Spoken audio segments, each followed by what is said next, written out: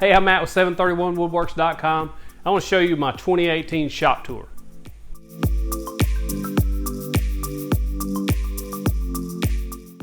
Hey, if you're new here, please consider subscribing. If you hit that thumbs up, I'd appreciate that. If you share this on social media, I'll give you a virtual fist bump. That helps us out a lot. Any of the tools and supplies you see in this video, there's a link in the description if you want to check those out. So I was asked by a few people if they were interested in a shop tour of mine. I don't have a lot, but I will show you around and show you what I'm working with, how it's set up, and how it works for me. If you're interested in how I got started woodworking, I'll put a card above and a link in the description below. That'll show you the tools that I started with and then where I'm at now. So I want to do a 2018 shop tour. I hope to do this annually and then see how my shop grows and how my process changes and things like that. So if you want to follow along, hit the subscribe button, click the bell icon so you're notified of all our new content that we upload. So let's get started.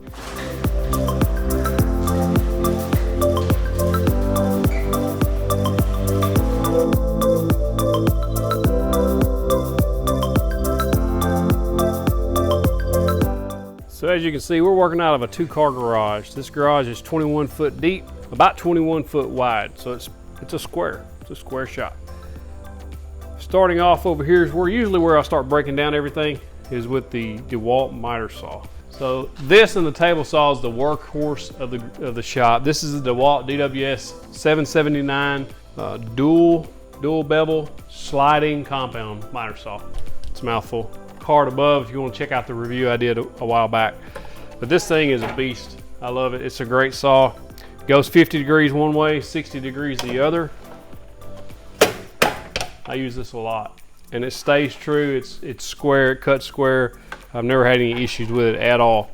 I've got it on kind of a makeshift stand, as you can see.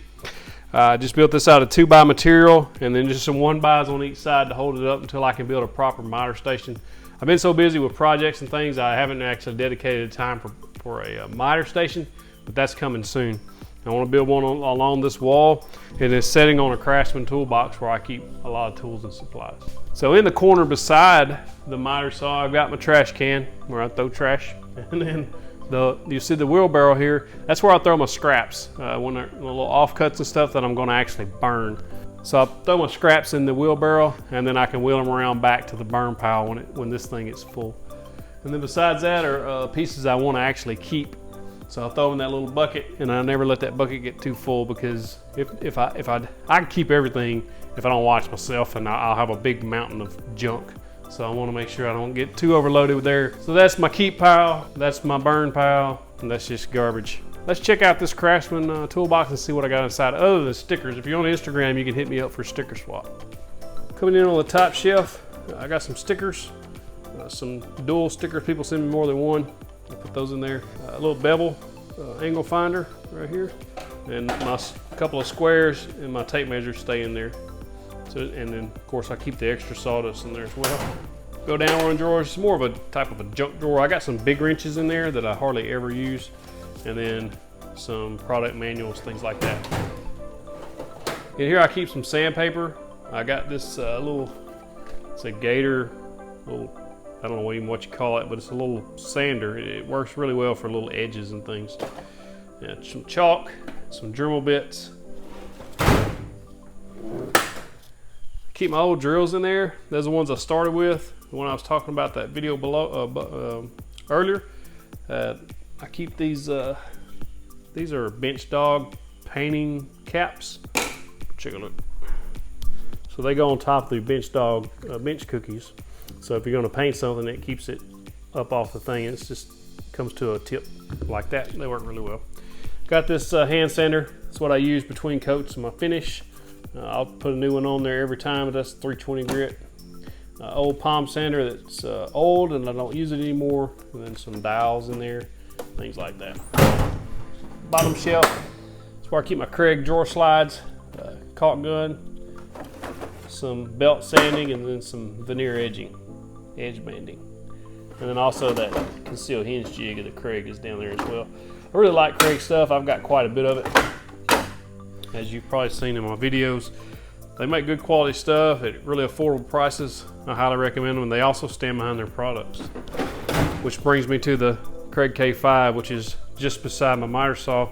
I've got it on this is my old Delta table saw that doesn't work. I use it as a stand. And so I got this Kreg K5.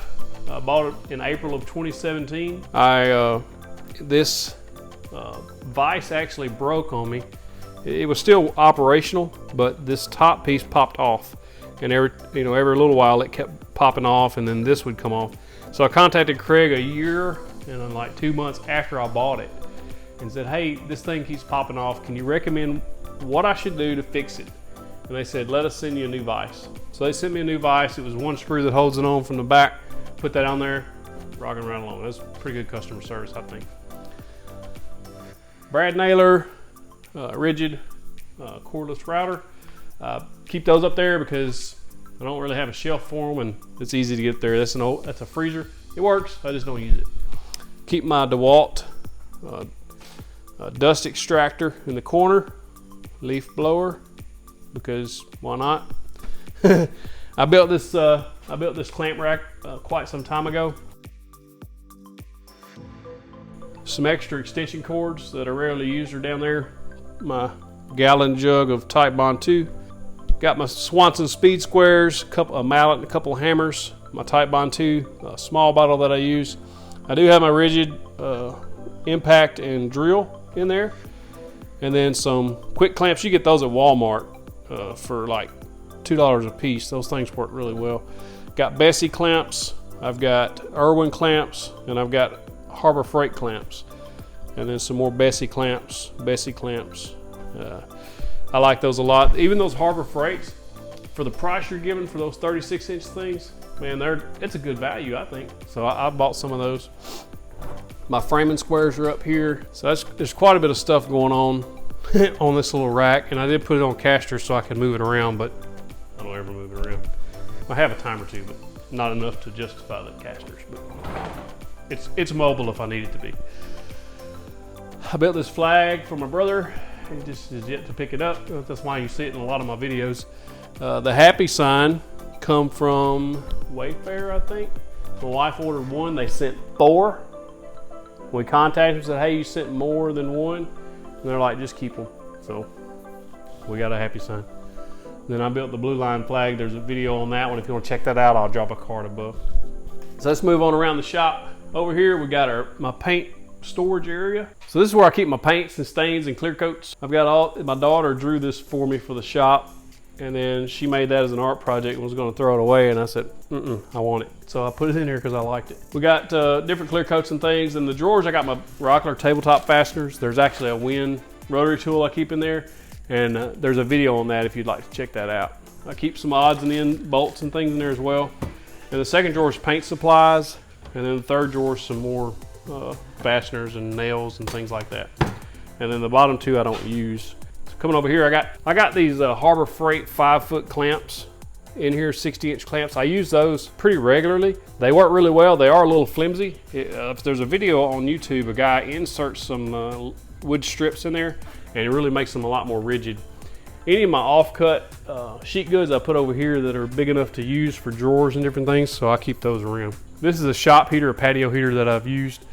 It uses a lot of propane, so I got to figure out a new way for the winter for it not to use those 20-pound bottles up in about 2 days. I got my home rack sprayer. There's a review on that as well on my channel if you want to check that out. The Kreg Rip Cut I keep up here because it's nice and flat, and I don't want it to get bent up, but this thing will cut up to 24 inches off of sheet goods. I highly recommend using that. That thing works really well. It attaches to most any circular saw. Really easy to use, really easy to set up, and it's extremely accurate. So those things are nice. Over here I have my lumber storage. I don't have a lumber storage shelf or anything, so I'll stack it on the floor. My floor's uneven, so I have to shim it up to make everything flat. And a lot of people ask, why do you got bricks on top of your lumber? I don't want it to sit there and bow, as the moisture. I don't know. In theory, I feel like if it's stacked from the lumber yard into stacks and they've got weight on it because all that lumber is pushing on each other, maybe the bricks will do the same thing. So it's a theory of mine. It may not even be true, but it makes me sleep better. I got this is the old paint table I use just to paint things on. This is my cart, a tool cart I built. There's a video on that as well. It's just a simple, very easy pocket hole construction tool cart.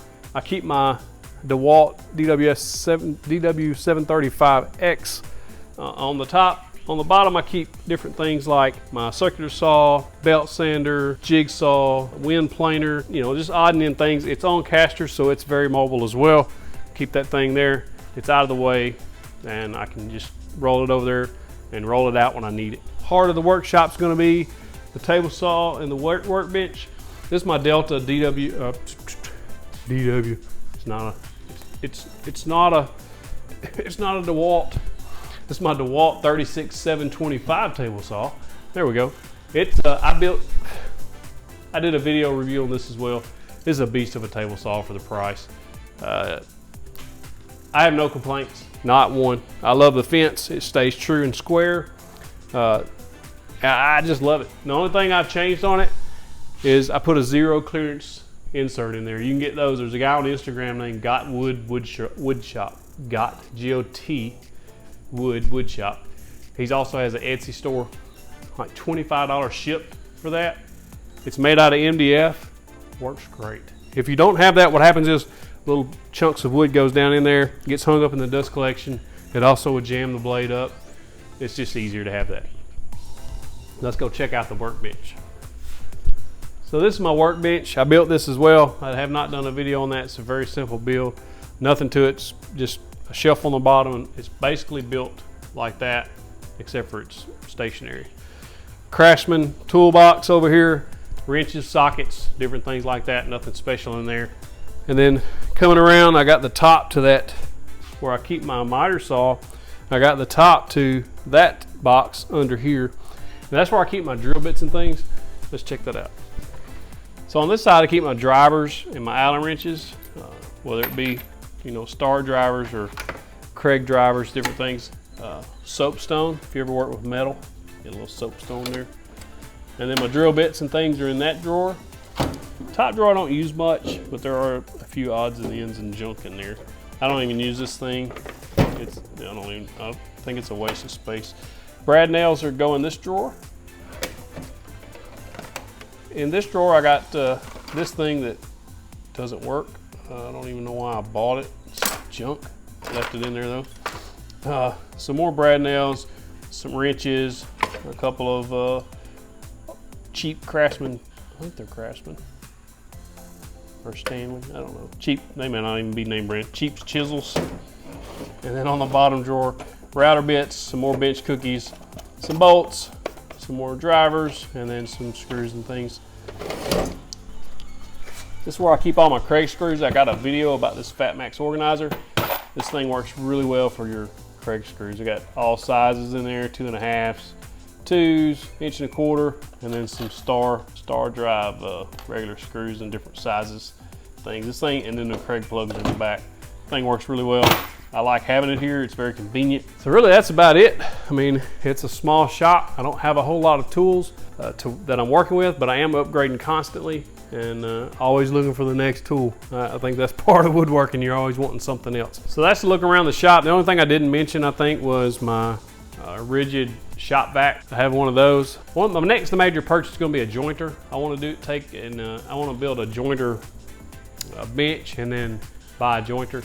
I think I'm looking at Cut Tech. They're very inexpensive for an 8-inch jointer, most inexpensive 8-inch jointer I've found. And I think that's probably what I'm gonna go with. If you have a recommendation for a jointer that's about $500, $600, you can drop that into the comments below. I appreciate that. If you see anything in my shop that you have any more questions about, please drop a comment. Any tips, suggestions, anything like that, I'm always welcome those down in the description below. Check those, just go ahead and drop a comment down there. Don't forget to check the description down below for the links to some of these supplies and tools that I use. Also, if you'll share this on your social media, I appreciate it. Thanks for coming in, taking a look around the 731 Woodworks shop. If you have a shop tour that you've done, drop a link in the comments below so we can check those out.